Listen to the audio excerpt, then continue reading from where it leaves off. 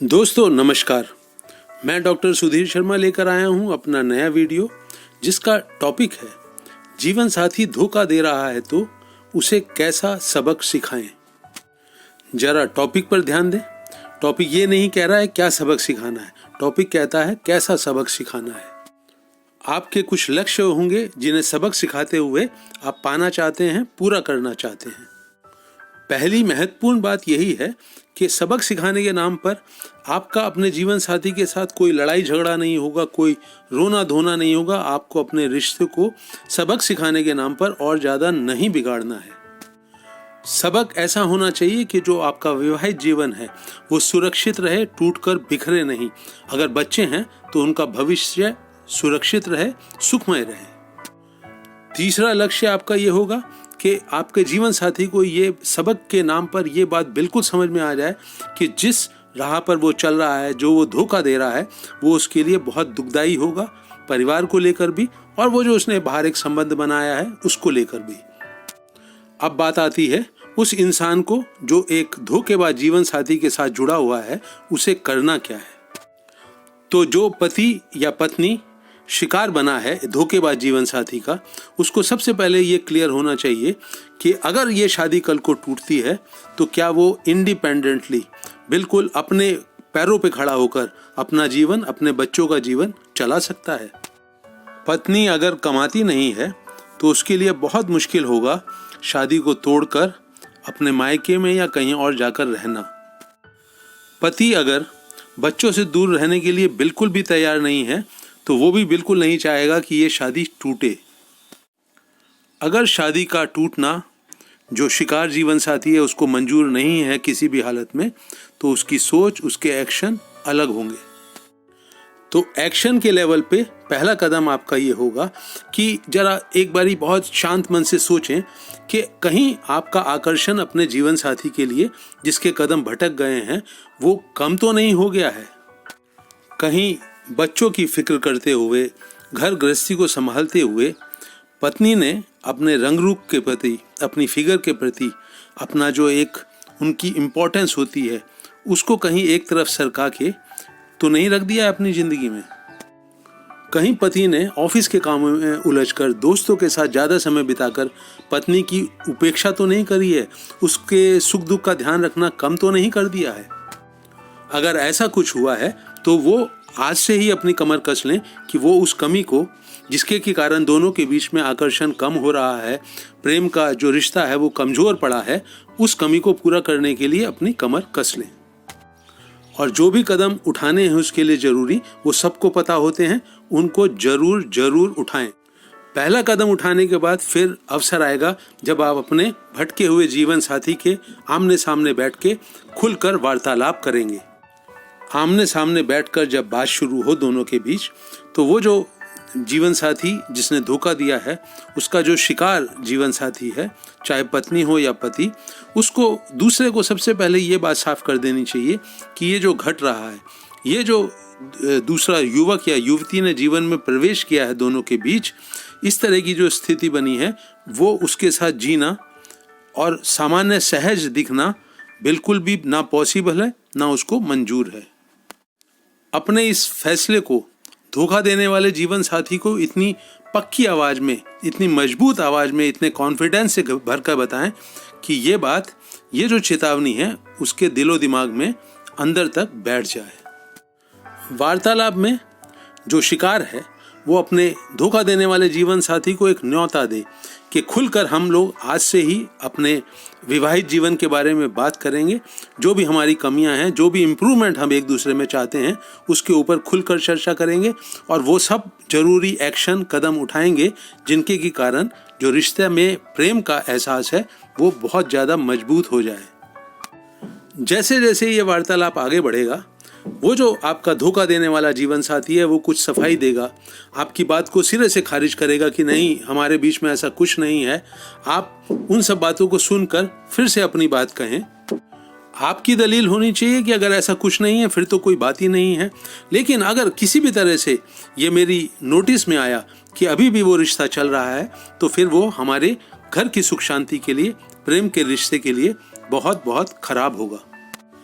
यहाँ धोखा देने वाले जीवन साथी के कान में ये बात जरूर डाल दें कि वो आपका, अगर उसने अपने कदम वापस नहीं लौटाए गलत राह से, तो वो आपका प्रेम खो देगा, आपकी नज़रों में इज्जत खो देगा, घर की सुख शांति खो देगा, आपस का प्यार खो देगा।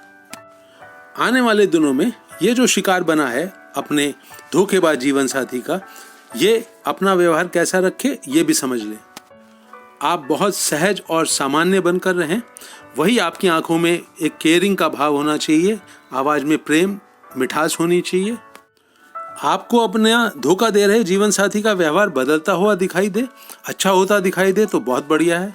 अगर वो खिंचा खिंचा और तनावग्रस्त भी नजर आती है तो भी चिंता की बात नहीं, आप अपने आप को सहज, सामान्य और प्रेमपूर्ण रखें। अगर धोखेबाज जीवन साथी के दिल में वो जो उसने एक नया संबंध बनाया है प्रेम का, उसकी जड़ें बहुत गहरी नहीं गई हैं, तो वो अपने व्यवहार को बदल लेगा। ये बहुत खुशकिस्मती की बात होगी, इसका स्वागत करें। लेकिन संभावना इस बात की भी है कि वो अपने कदम भटकी हुई राह से नहीं लौटाएगा और आपको किसी न किसी माध्यम से खबर मिलेगी कि अभी भी उसका वो जो गलत प्रेम का रिश्ता है वो चालू है, चल रहा है। तब धोखेबाज जीवन साथी के साथ व्यवहार करने का आपके पास कोई और रास्ता नहीं बचेगा सिवाय इसके कि आप अपना प्यार, अपनी केयर उसकी तरफ से खींच लें। बिल्कुल मशीनी अंदाज में जो दिन भर की दिनचर्या है उसमें जो जो जिम्मेवारियां हैं आपकी, उनको पूरा करें। उसके सामने आपकी जो अपनी आवाज़ है, जो आपके हाव भाव हैं, उनमें बहुत एक ठंडापन होना चाहिए, जिसमें आपकी शिकायत भी छुपी हो, आपका दर्द भी छुपा हो, आपकी नाराज़गी भी छुपी हो। झगड़ा फसाद करने की, रोने धोने की, गिड़गिड़ाने की अभी भी कोई आवश्यकता नहीं है। इन बातों का जो जीवन साथी धोखा दे रहा है उसके ऊपर कोई असर होगा, इसकी संभावना हमेशा ही बहुत कम होती है। अगर जो शिकार जीवन साथी है वो स्वतंत्र रूप से अपनी ज़िंदगी को जी सकता है, बच्चों को संभाल सकता है जैसे कि पत्नी, तो वो कुछ दिनों के लिए बच्चों के साथ मायके चली जाए। पति को एहसास होना चाहिए कि आप इस पूरे मामले को लेकर बहुत गंभीर हैं और किसी भी हालत में आपको इस तरह की ये जो एक ज़िंदगी है जिसमें आपको बहुत शर्म आ रही है, आपकी बहुत बेइज्जती हो रही है, आपका दिल के ऊपर एक गहरा जख्म लग रहा है, वैसी ज़िंदगी आपको बिल्कुल भी मंजूर नहीं है। अगर पति पत्नी के हाथों धोखा खा रहा है तो वो भी अपने प्यार को, अपने आवाज़ के अपनेपन को, मिठास को खींच ले वापस और अपने हाव भाव से ये व्यक्त कर दे कि वो नाराज भी है और एक शिकायती लहजे में, एक सूखे रूखे लहजे में अपनी पत्नी के साथ व्यवहार करना शुरू करे। इस तरह के व्यवहार के बावजूद भी अगर वो धोखेबाज जीवन साथी अपने नज़रिए में बदलाव नहीं लाता है तो शायद फिर एक अगला कदम उठाने की ज़रूरत आपको पड़े। वो क्या है, मैं आपसे शेयर करता हूँ। तब जो धोखे का शिकार हुआ है जीवन साथी, उसको ज़रूरत पड़ सकती है उस युवक या युवती से मिलने की जो कि पति पत्नी के बीच में आ गई है। उस युवक या युवती से उसके घर जाकर मिले, कहीं बाहर मिले। ज़्यादा लड़ाई झगड़ा हो हल्ला करने की वहाँ भी ज़रूरत नहीं है।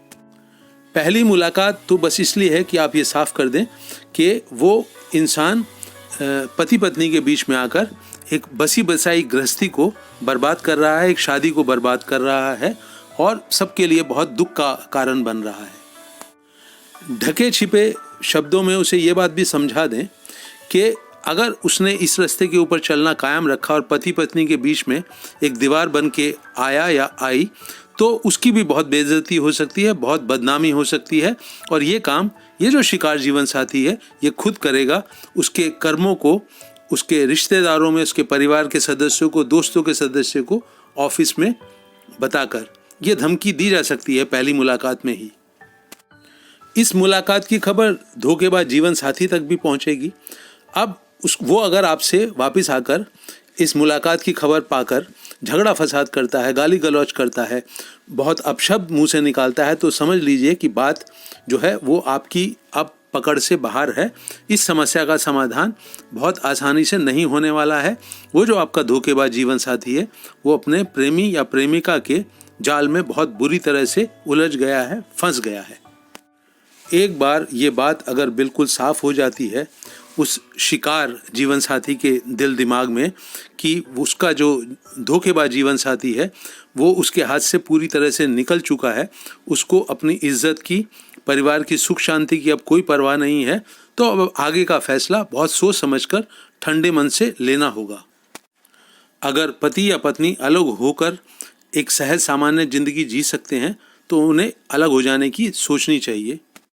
अगर एक ही छत के नीचे रहना मजबूरी है तो वो जो शिकार जीवन साथी है, धोखेबाज जीवन साथी के धोखे का शिकार है, वो अपनी ज़िंदगी को संभाले संवारे, बच्चों के साथ अच्छा क्वालिटी टाइम इन्वेस्ट करे, अपने शौक़ पूरे करे, अपनी सेहत का ध्यान रखे और अपनी जो भावनात्मक इन्वेस्टमेंट है वो धोखेबाज जीवन साथी से बिल्कुल खींच ले। अपने इस वीडियो को मित्रों मैं यहीं रोक रहा हूँ। मुझे उम्मीद है कि ये आपको उपयोगी लगेगा, इसे आप अपने करीबी लोगों के साथ शेयर करेंगे। आपके कुछ सुझाव हों, राय हों तो कमेंट सेक्शन में अवश्य लिखें। आप चाहते हैं कि मैं कोई नए टॉपिक पे वीडियो बनाऊं तो उसे भी वहीं कमेंट सेक्शन में लिखें। मेरे YouTube चैनल हैप्पीनेस सीक्रेट को सब्सक्राइब करें, खुद भी करें और अपने करीबी लोगों से भी कराएं।